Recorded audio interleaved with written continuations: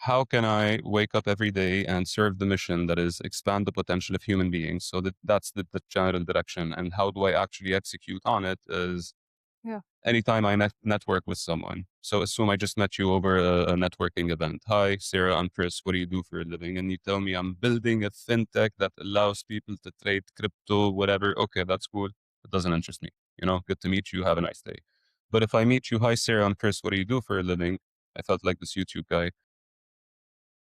You say something like, I work in academia to try and challenge the current curricula and how we teach people. So I'm redesigning the architecture of curricula, and I want to see how we can optimize the mental framework of students. And like, okay, would you like a beer so that we can have a conversation about this?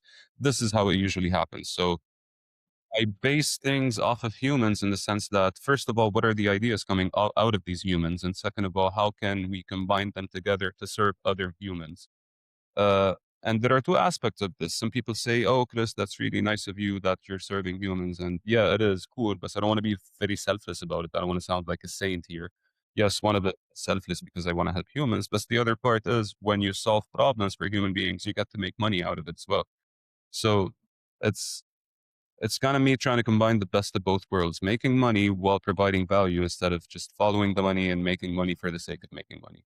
I'm curious, where does that drive come from?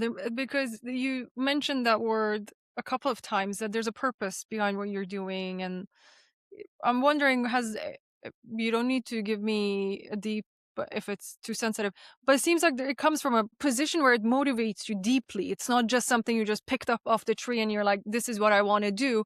Where's that Yeah, motivation coming from? Jesus Christ, I would say. Uh, you know how, okay, also living in Lebanon, most people usually idealize some politician, some local leader, Or some, here in the West, tech bros.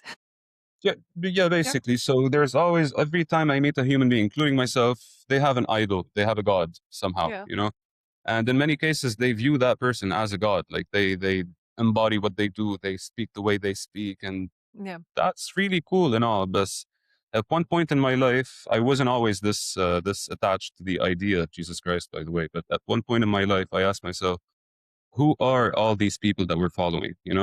You would follow a certain politician and you realize they're on the Epstein files, and like, okay, cool. That's not the best leader I want to follow eventually. Or you idolize someone and then you end up realizing that they're just another human being like you who have their vices, their weaknesses, and you would idolize something they've done. Maybe cool. You would get inspired by them. Maybe okay, cool. But and then I thought to myself, okay, who's going to be my idol? Who's going to be the most impressive human being that has ever existed?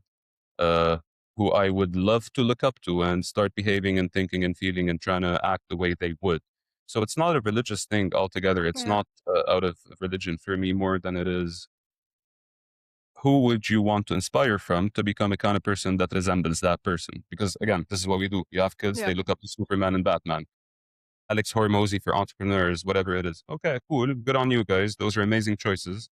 And I do look up to a lot of individuals here and there, but the Mm. basis of all of this, the why for me, the motivation, the purpose is Jesus Christ, the way he lived his life, the choices he made, the wisdom he had, what he taught us, what's important, what's not important, and that's basically it.